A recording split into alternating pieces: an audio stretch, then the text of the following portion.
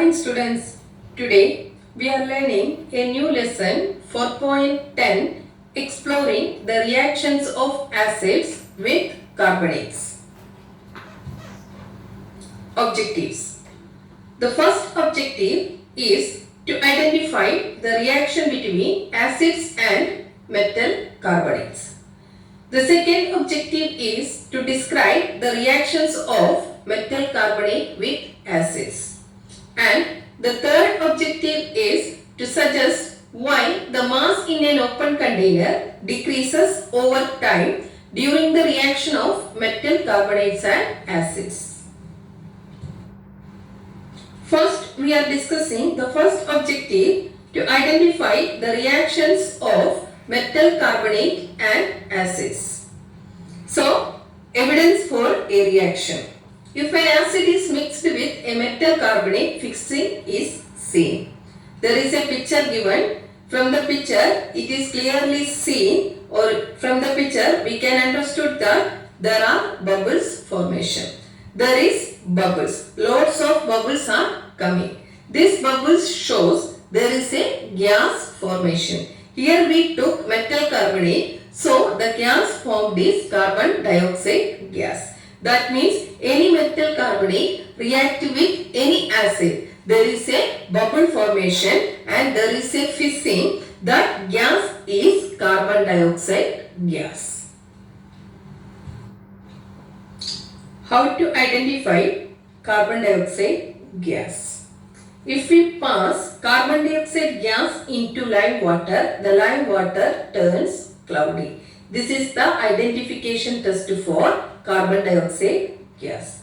There is a picture given. In the picture, we can see three test tubes. The first test tube, we take lime water and we can see the lime water, it is colorless. Colorless means there is no color for the lime water. It's just like a drinking water. And there is a tube also.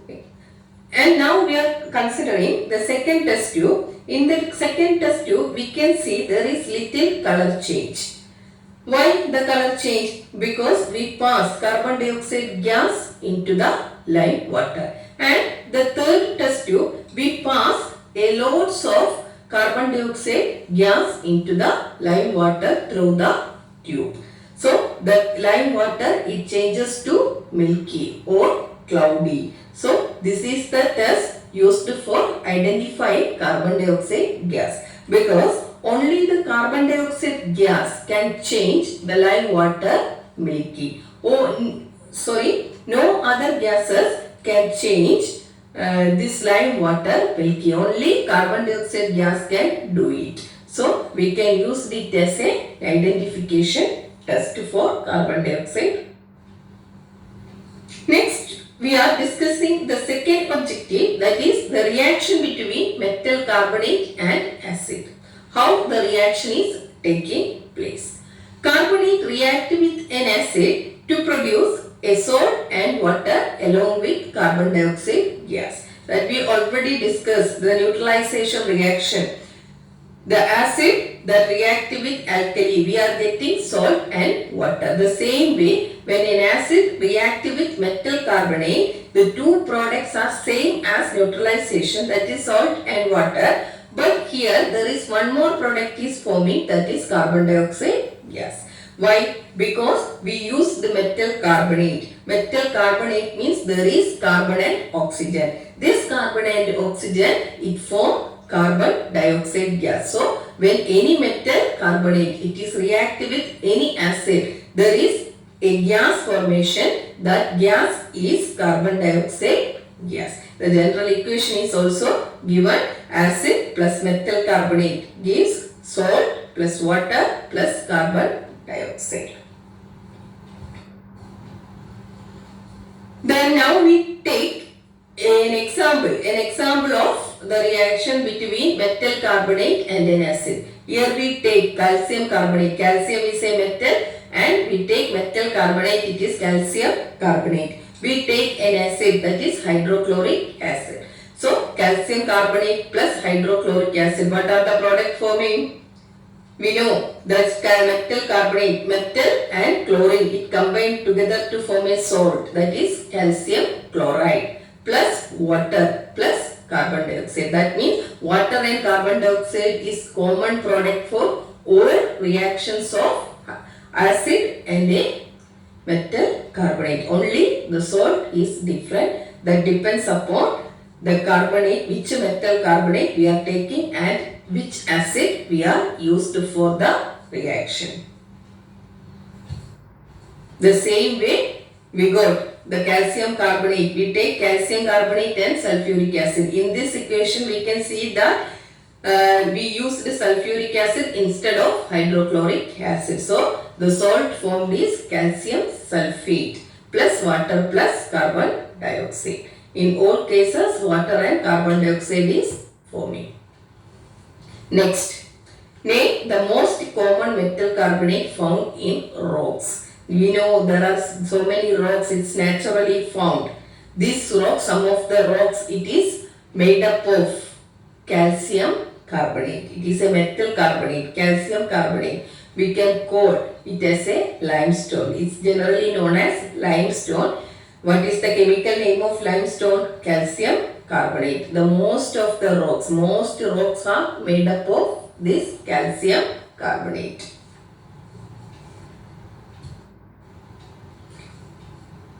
Next, why some rocks fizz when some acid is added to them? That I already told you. The rocks are made up of calcium carbonate. That means there is carbonate.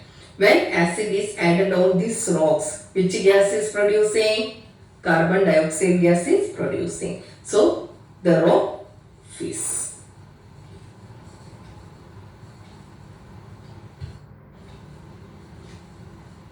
Next, we are moving to the last objective.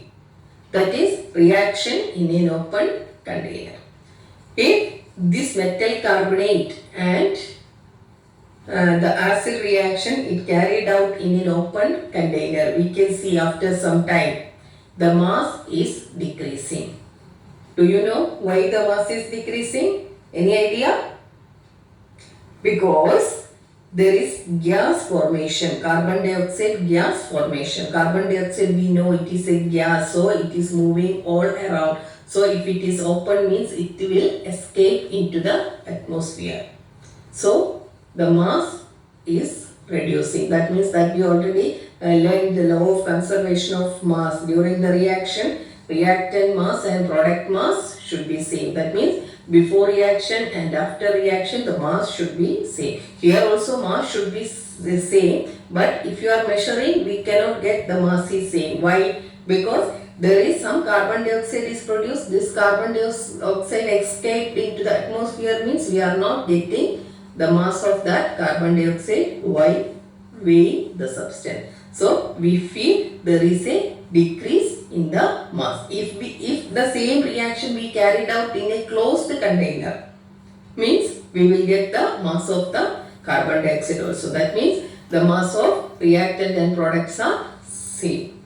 Because if it is closed means the carbon dioxide it cannot escape into the atmosphere. So that's why the third objective also very clear now. So we discussed all the three objectives and I hope you all understood the lesson very well.